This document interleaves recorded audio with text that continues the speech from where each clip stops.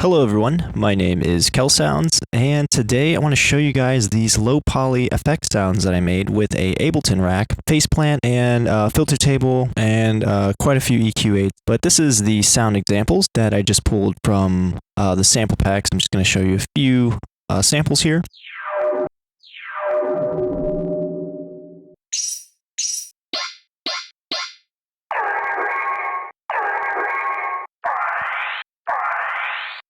And this is the rack right here, and I kind of want to show you guys really quickly how fast you could make some sounds using the rack. Kind of mess around with the macro knobs.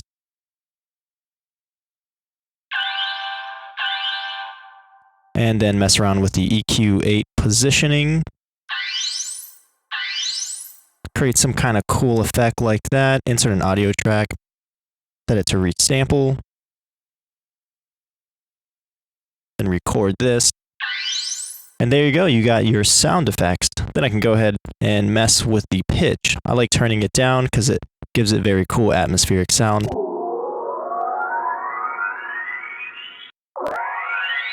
I call it low poly sound effects because it kind of reminds me of like old PS2 games, like the home screen of a PS2 video game, or like when you turn on your PS2 and it like creates that oh gosh, I'm trying to recreate the sound effect with my mouth. You guys know what I mean. When you first turn on the PS2, it makes that cool atmospheric sound with like the cubes and the glowing lights. I don't know what it's called, but yeah, I think you guys probably know. Anyways, here's the sample. My favorite thing to do is pitch it down and then make something new out of it. So this is what it sounds like. And yeah, we can go ahead and mess around with the parameters some more. I can go ahead and change the color. Maybe mess with the frequency a bit more. Maybe do something like this.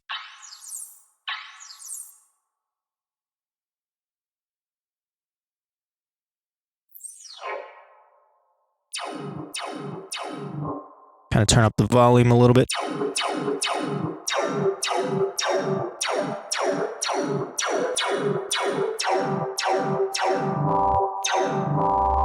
Oh, that sounds dope. Go ahead and mess with that, and then maybe I can turn up the pitch. Do something like this. That sounds weird. Maybe I'd turn it down.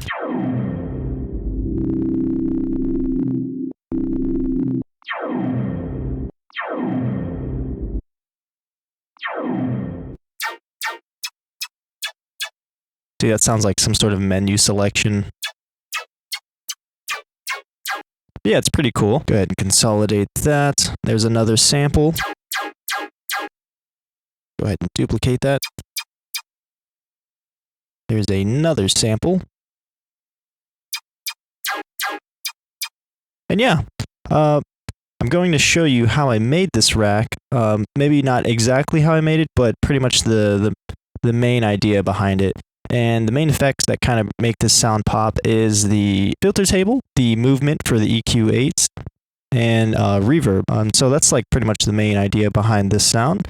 And we're going to go ahead and just recreate this. Yeah, let's go ahead and get started. I used, for the rack, I went ahead and used some other plugins. So I used Faceplant and I used Kilohertz Clipper, which I think is free on their website. Faceplant is not. I am going to group this Faceplant. I'm just going to start with a new palette here, and I use 3 analog generators. I'm going to throw a mix in here to lower down the volume. The first one I set to like -12. The first one, or the second one, kind of left the semi-cent alone, and then the third one I set to +12. And it doesn't really matter what the generators are. Just was kind of randomly putting. You can put any sound in here if you have like a sample you want to drag and drop in here, or if you want to use square waves, you can. This is just how I first created the track, but you can use pretty much any sound. Go ahead, set it to G0. And sweet. Then I went ahead and grabbed a snap heap and did some parallel processing with a filter table. Come over here to the presets, and I chose color. I think I used focus major. So I just kind of came over here and did this, set the resonant up all the way.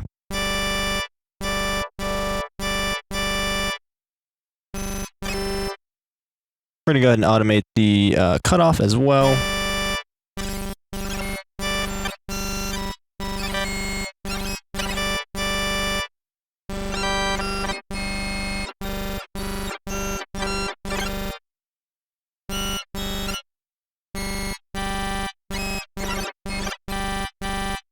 Then I'm just going to, actually let me rename this to cutoff.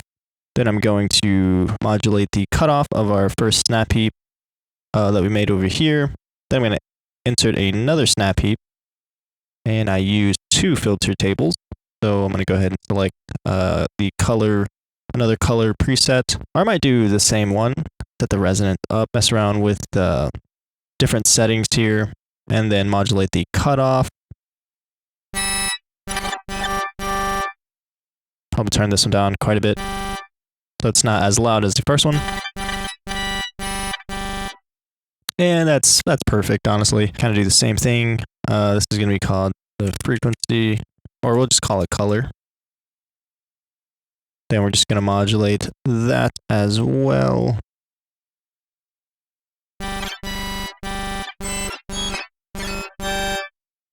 Nice. So yeah, we use 2 color filter tables. And yeah, filter table is it's a really powerful tool. Then I just went ahead and added a little bit more processing to this. I'm going to add a low pass cut because the highs can get pretty sharp. And I went ahead and added some distortion. Oh yeah, quite a bit. I love using distortion. I'm going to go ahead and turn on the gain of this.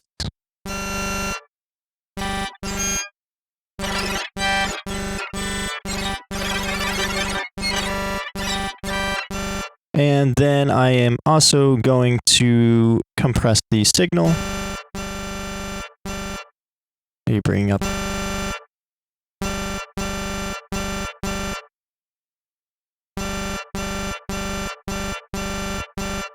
Quite a bit of attack there. So what I'm going to do is add another gain. And this is just going to control the volume of our sound. So I'm going to go ahead and well, you know what?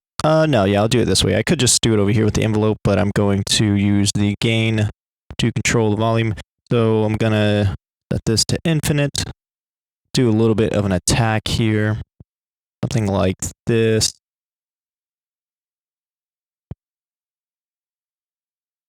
And yeah, this is just going to control the overall attack of our sound. I'm going to turn this down and modulate the gain by 50%. Bring this over here.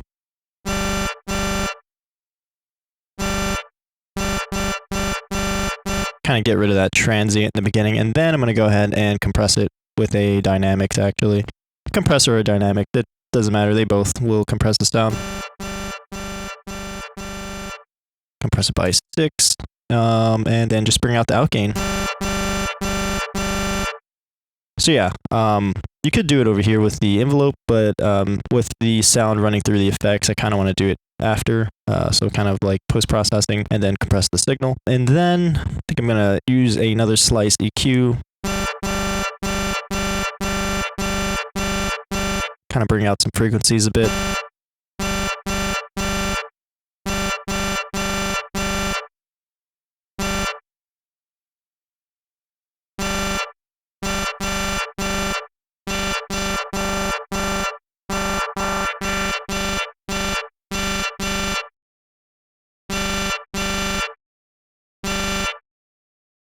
And then I think the last thing I'm going to do is add a frequency shifter and just add a little bit of an attack, kind of like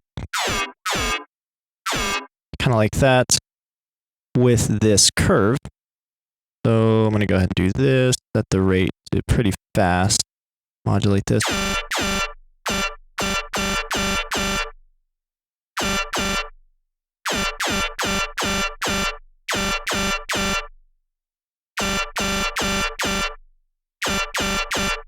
And yeah, there we go. That is our colors sound. And again, you can use sawtooth waves or square waves. Maybe we'll use square waves for this, just because why not? I'm going to actually come back here in the second snap heap and turn this parallel bus up a little bit. There we go. Yep. Sweet. Oh, that sounds sick. Do I want to add a filter? Let's see. You know, that sounds dope. So yeah, let's go ahead and add a filter. And I'm just going to turn this down, do this fancy schmancy stuff over here. Yeah, I think that sounds cool.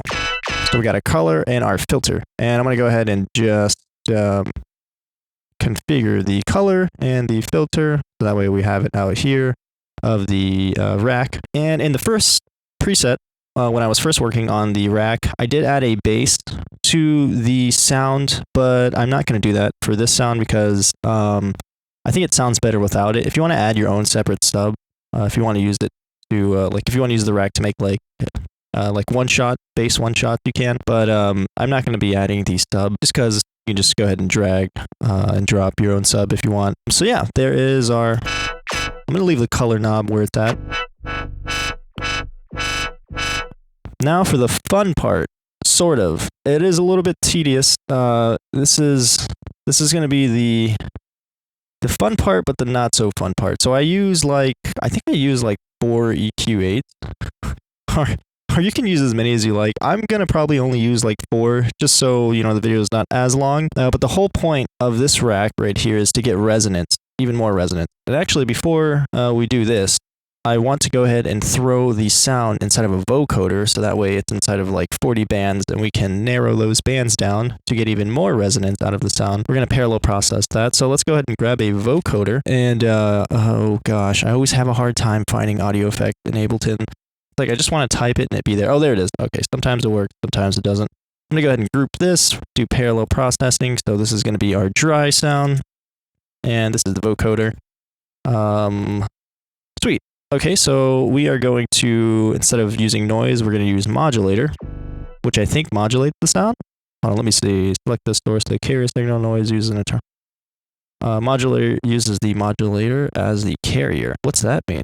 Modulator uses the modulator as the carrier? Pitch tracking, modulator. Okay, so modulator uses the, I'm reading the thing on the side here. What is the modulator? Uses the modulator as the carrier. Okay, cool. Is there like some sort of built-in modulator going on? Well, it doesn't matter. Anyways, we're using modulator. And I'm going to go ahead and set this to 40 bands.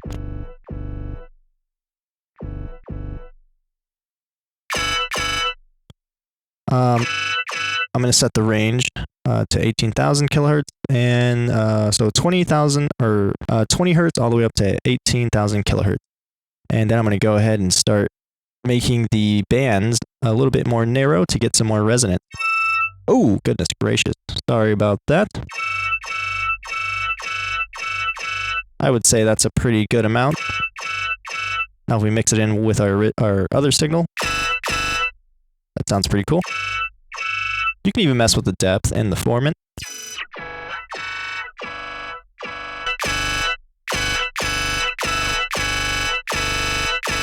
Ooh, that sounds sick. There we go. All right, and that is our vocoder, just for the bandwidth, to get even more resonance with the sound. And then now we can move on to the EQ8. And yeah, this is, I'm only going to use 4 bands. You can use, or I'm only going to use 4 EQ8s, but you can use as many as you like. And I'm going to rename this first one Fang, because I made this kind of shape with it. So the first one is going to look like something like this. I'm actually going to be using 3, so I'm going to turn the rest of these off. Do this kind of shape. Kind of get these little fangs. That's, I don't know. I think that's, yeah, that's why I called it Fang. But yeah. Anyways, pretty silly. Yeah, this is the tedious part, is actually mapping the frequencies to the macro knobs. So I'm going to go ahead and map this to macro 1, come over here, open the map, and adjust where this frequency of this filter is moving. So let's see, when I turn it down, turn it up. Yeah, that's right. All right, sweet. And so that is the first one. And for the second one, I'm going to right click and set it also to the first macro knob. And so as you can see, it's at the same position, and I don't want that to happen. So we're going to go ahead and just move this around a little bit of our second EQ8, our second frequency knob of the EQ8. Then I'm going to come over here to the third low pass shape, and I'm going to map this to macro 1. I'm going to adjust where it is at on the spectrum. So yeah, around 257 hertz. And then when I turn the knob all the way to the right, they all move together. Sweet.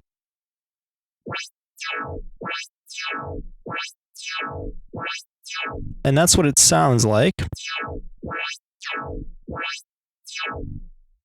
And so yeah, the sound is being filtered through this fang shape filter, kind of like a phaser thing going on there. And it sounds pretty cool. And then let's see, I'm going to go ahead and move on to the next EQ8. And I'm going to turn off all of these. Okay, sorry, this is the long part of the video. Whoops. I want it to be that shape, and I want the second one to be like that. I'm going to move the second one over the first one, just like that. And then make this kind of shape. And I think maybe I might want this to go backward. So for our first frequency knob, I'm going to go ahead and map that to macro 1.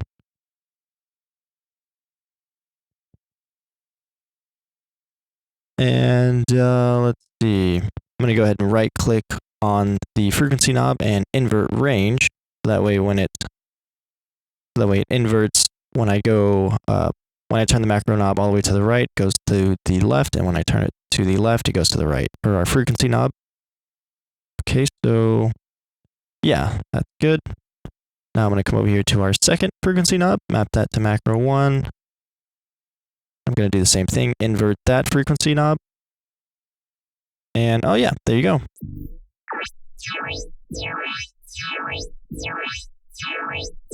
So yeah, it just adds a little bit more texture. And that's pretty much what I did for the rest of the EQ8s.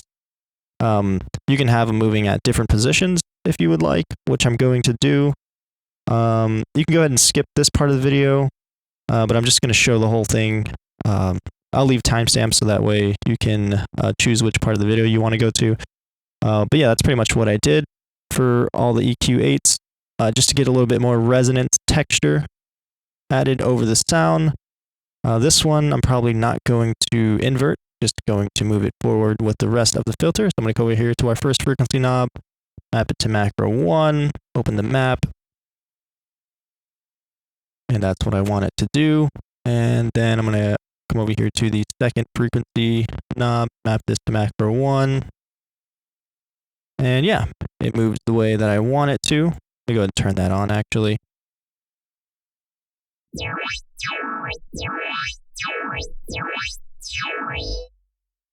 Perfect. And then finally for the last one, going to do the same thing. Going to go ahead and just make this kind of shape.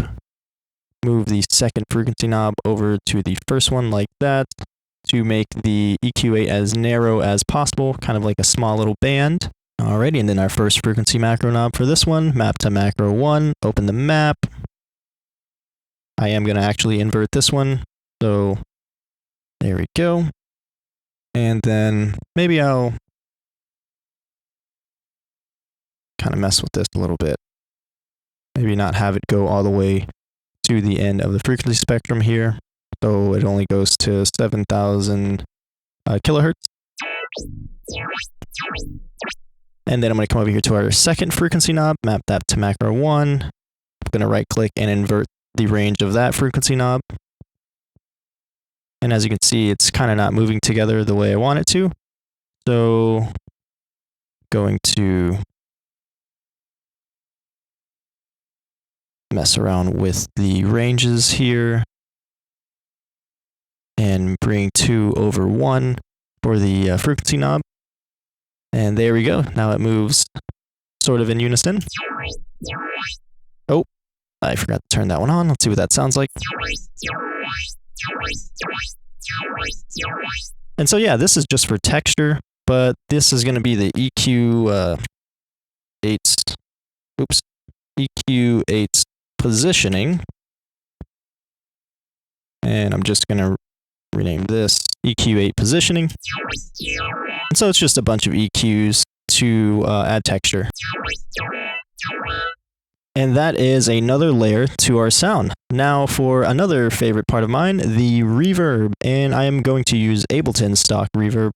I remember when I first used Ableton's reverb, I didn't really like it that much. And then I kind of just like, it kind of just grew on me. And now I freaking love Ableton's reverb because really you can do a lot with this reverb. So I'm going to group this reverb and do parallel processing again. So I'm just going to call this our dry signal. And I'm actually going to, for the input filter of our sound, before it goes into the reverb, I'm going to do something like this. I'm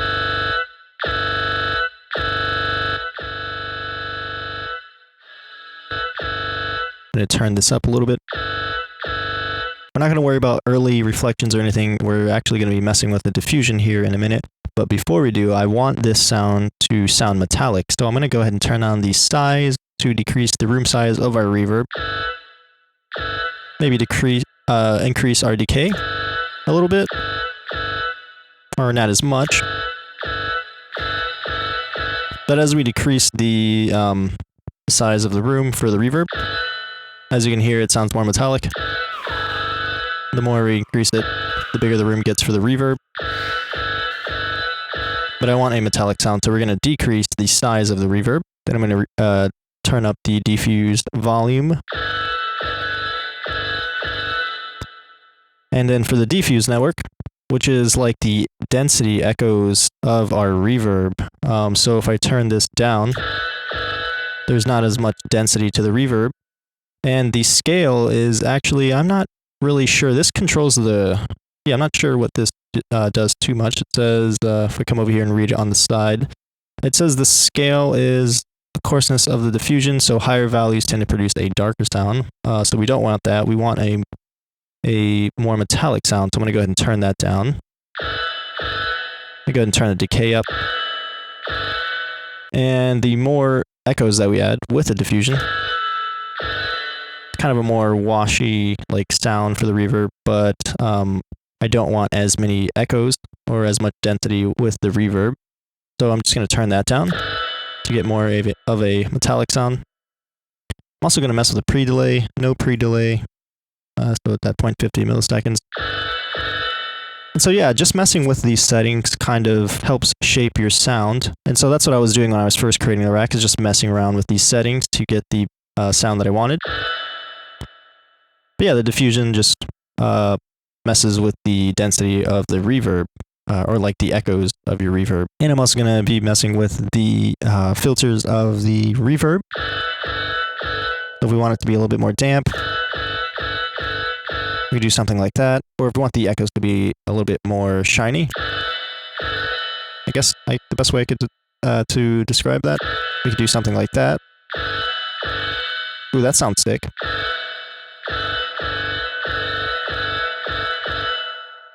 Sweet. And then, of course, if we mess with our EQ8 position,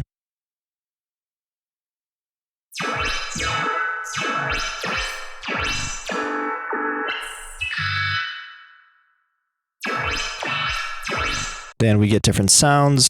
But yeah, just messing with the settings in the reverb. I want to encourage you guys to go ahead and do that to sculpt your sound. But that's mainly what I did. I just messed with the diffusion or the echoes of the reverb inside of the Ableton stock reverb. I messed with the size, decay, and I didn't want any pre-delay. So I go ahead and turn that down. And then I also messed with the volume of the diffuse. So I'm going to go ahead and turn that up a little bit more.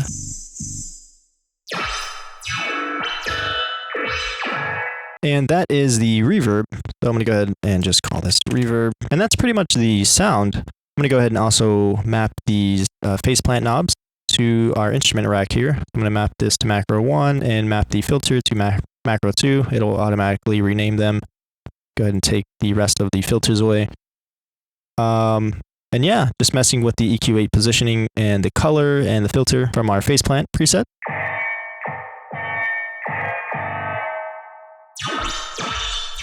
You can get all sorts of different sounds. So if I go ahead and automate it, each of these knobs, let's go ahead and create some sort of weird automation.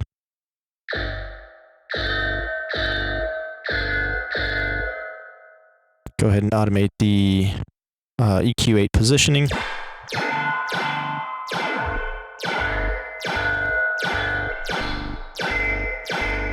That sounds cool. Go ahead and insert an audio track. Sample the sound. And that sounds really cool.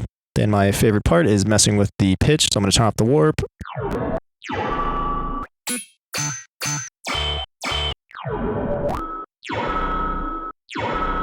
And there's a cool audio effects right there.